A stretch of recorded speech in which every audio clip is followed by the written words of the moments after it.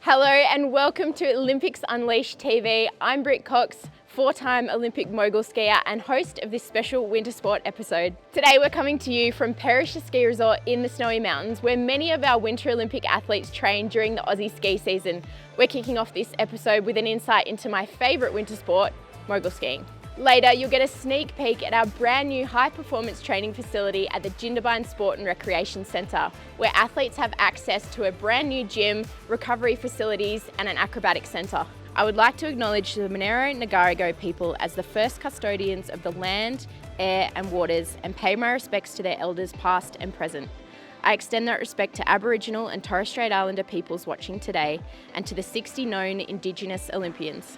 We have an action-packed episode lined up for you today where we'll meet some inspiring Olympians and learn about some of the Olympic sports that take place here in the Snowy Mountains. All right, BK, let's get our gear on and head out on snow. We've got an exciting episode coming up and I can't wait to slide into action.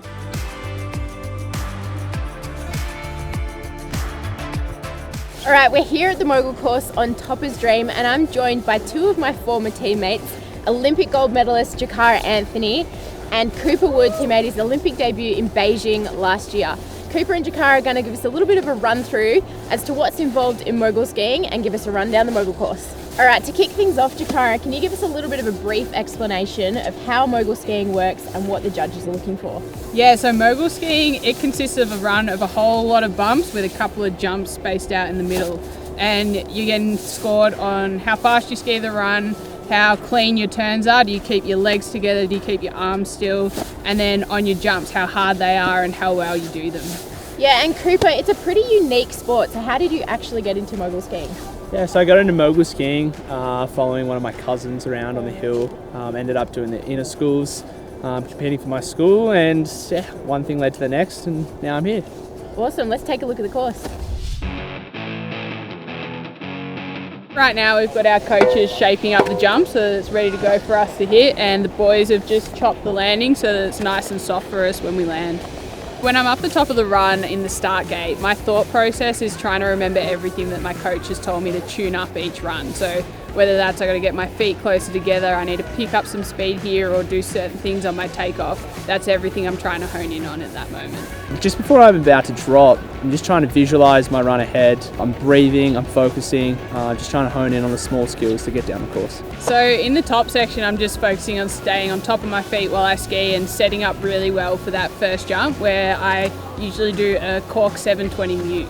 Honestly, there's not a lot of time to think going down the moguls. I try to take it one bump at a time, one jump at a time. That's all I can really do. So I've just landed the top air. This is the hardest part of the course right now because you come out of the top air with so much speed. All I'm thinking about is keeping my legs together, my hips high and my hands in front. By the time you get down to the bottom air, you've probably skied about 150, 200 metres already, and your legs are getting pretty tired. When you're skiing at 3 moguls per second, you can think about that like you're doing 3 squats per second. It's a lot of work getting down the run. Once you get down to the bottom air, that's your second jump for the run, and you're not allowed to do the same jump on the top air and the bottom air. So that means we've got to do something else. Once we've landed the bottom air, we have the final section of moguls, which we call the bottom section. And that's the last bit that you're going to ski, the last bit the judges are going to see before you finish your run. In mogul skiing, there are 3 rounds in the competition. So there's qualification, then there's final 1, which is top 16, and then there's final 2, which has top 6. So if you make it through all the rounds, and you make it into final 2, which is the top 6, you then get the chance to get on the podium. It can be pretty exciting at competition when you've just nailed a run and you see the score drop and it's a big one and you know that you're advancing through to the next round. It's pretty easy to get jacked up, but it's really important in those moments to kind of remember that you've got to stay in the moment and you've still got work to do. It's pretty challenging skiing the run, so it's pretty common to see some little mistakes, especially through that middle section. And it is easy to get caught up on them, but for me what really helps is just focusing on what's in front of me. I can't change the mogul that I stuffed up back there, but I might have 20 more in front of me that I can make as good as possible. So you're probably wondering what these are. So these knee patches are designed to let the judges know if you're keeping your legs together or not. So there's a big difference between the knee patch colour and the tan colour.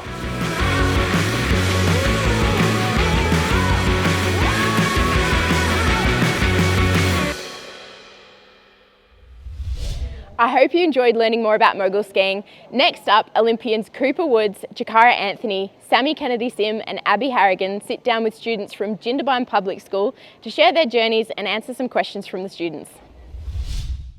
Good morning, grade 6 from Jindabyne Public School. I'm so excited to have you all here. We're joined by a few of my former teammates from the Australian Olympic team. So I'm joined by my former teammate Jakara Anthony, Olympic gold medalist and mogul skier, ski cross athlete Sammy Kennedy Sim.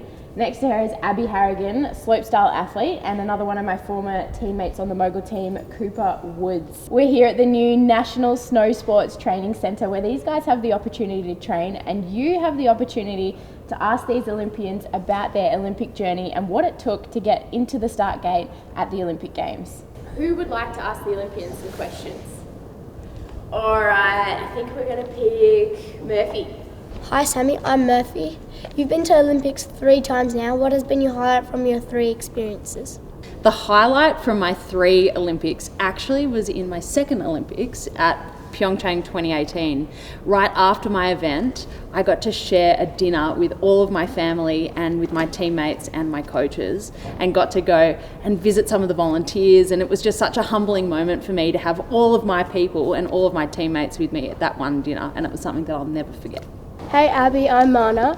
And my question is, at what moment did it hit you that you had become an Olympian? Great question. The moment I think I realised I became an Olympian, still not feeling really true yet, but I guess on the flight home had a lot of time to think about it. Hi Sam, I'm Cameron.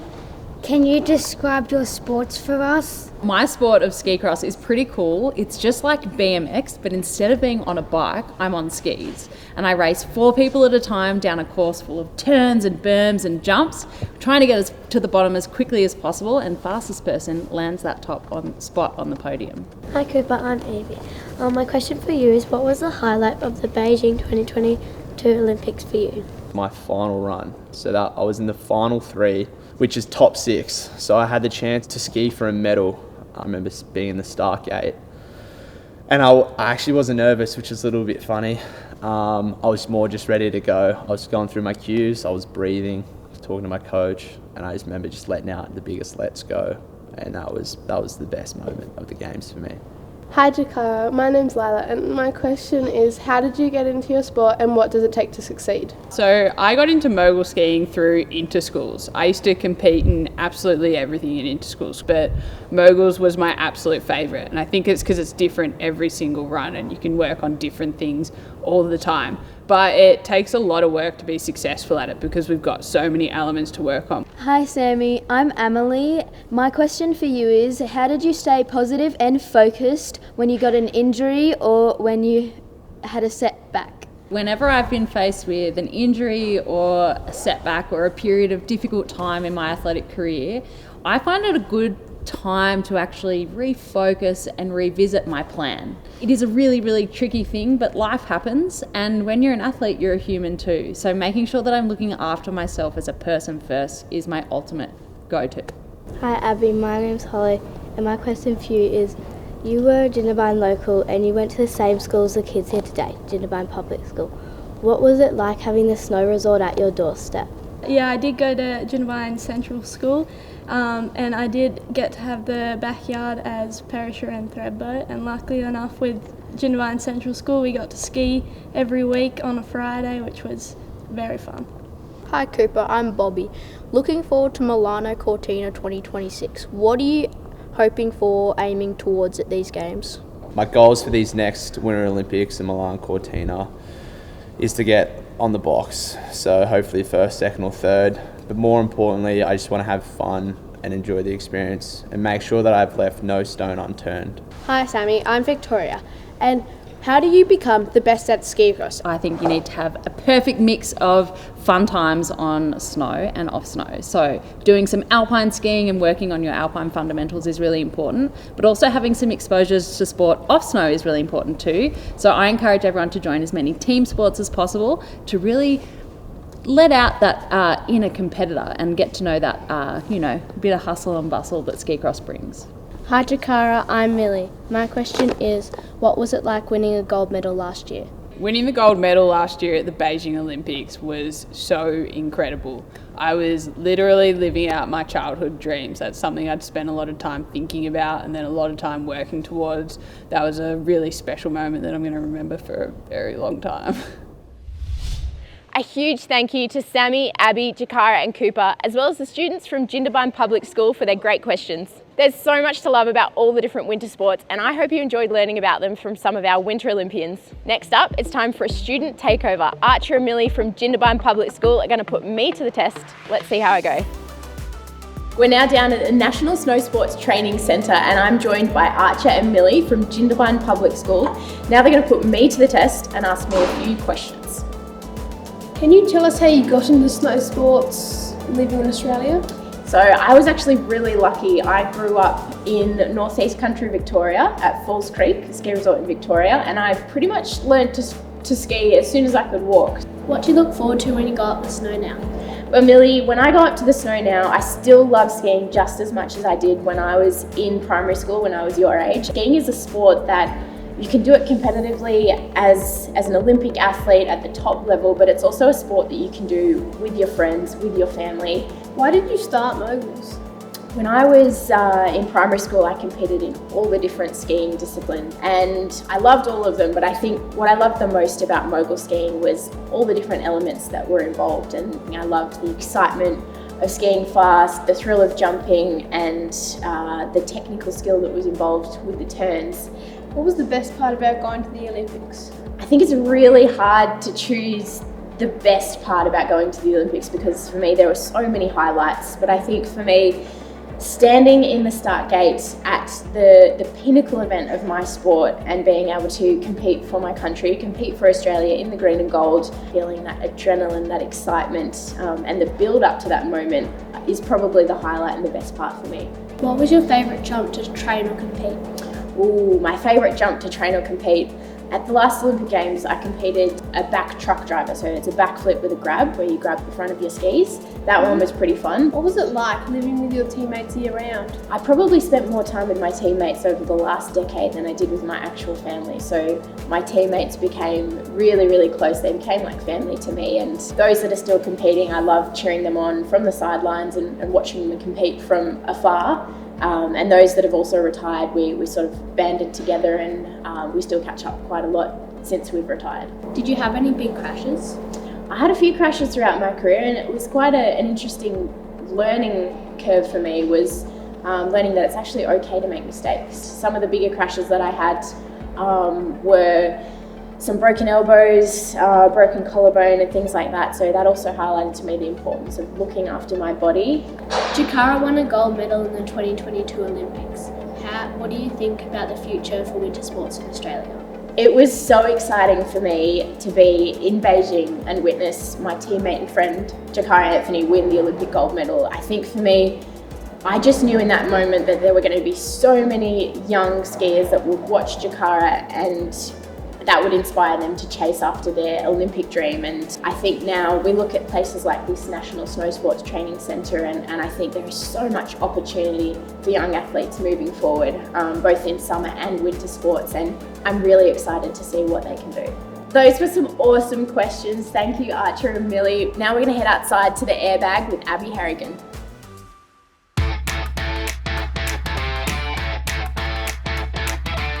I'm now out here at the airbag. This training facility opened in December 2021, and it provides athletes the opportunity to practice new tricks in a safe environment before they take them onto snow. We've had athletes come here from all around the world to train on this facility, which is the only one of its kind in Australia. The airbag jump is 17 metres from takeoff to knuckle and has been an absolute game changer for our park and pipe athletes. The design of the jump actually replicates on snow conditions, so the athletes are able to practice here right before they take it onto snow. I'm joined now by Olympian Abby Harrigan, who uses this jump as an important part of her training, and she's going to teach us all about this epic facility. So Abby, you're a Jindabyne local girl. How great is it having this new training facility basically in your backyard? It's so good. It's amazing to have this facility at use any time of the year. And how does having the airbag benefit your training? benefits it a lot. It's a little bit less risk of trying new tricks on snow, and it gives that confidence boost. So Abby, what tricks are you working on at the moment, and when are you hoping to take them to snow? Yeah, at the moment I'm working on trying to get 2 flips over, so a few different variations of a double. So it's switch dub 9, which is like you're going backwards, do 2 flips, land forwards, and then dub 10 as well, so forwards, 2 flips, land forwards. That's absolutely nuts. In mogul skiing, we only ever went upside down once in one jump, so I think that's absolutely crazy, but I'm sure you're going to nail it very, very soon. How does it actually feel to land on that airbag surface? It feels a little bit funky. It's a bit different to snow. You land and you can't get any edge grip in, so you just fall over straight away. But it's pretty fun. It's like a slip and slide. And so why do we have the sprinkler system out here? So the sprinkler, especially on days like today where it's super sunny, it keeps it a bit faster so you can maintain speed, and it also makes sure the bag is slippery so you don't stick on it. And speaking of speed, how do you know how much speed you need to take into each of the different jumps here? For these jumps, it's a little bit of trial and error at the start, but you're going pretty quick into them. I think the big one, you're going about 70 kilometres into it. So yeah, a bit of trial and error, landing on the knuckle or going huge, but you get there in the end. You're always going huge though, right? Trying to.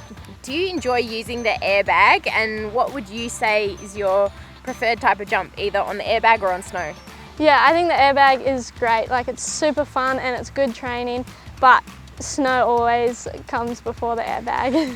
And how does it feel for you when you absolutely nail that perfect jump? Oh, it's amazing. There's no other feeling like it. It's so much fun.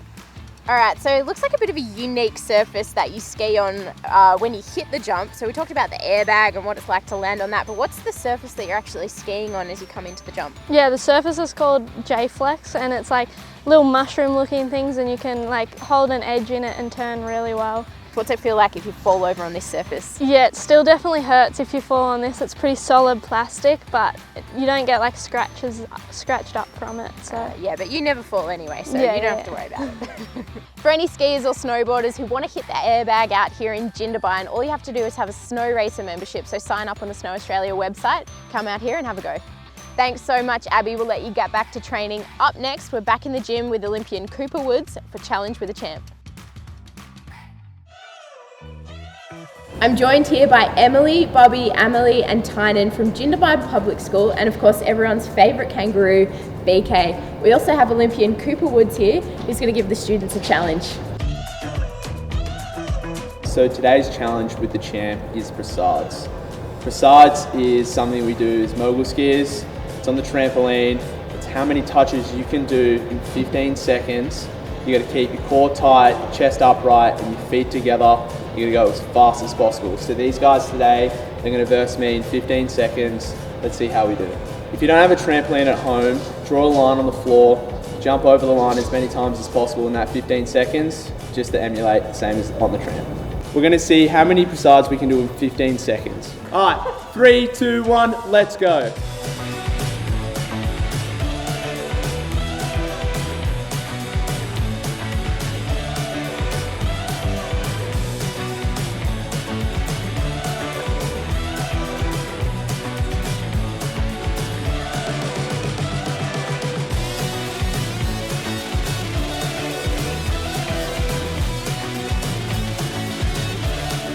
Great job, everyone. I did 50. How many did you do? 47. I got 49. I got 45 and I got 47. BK, you were awesome, as always. How many did you do at home? Anyways, thanks for having us. See you next time.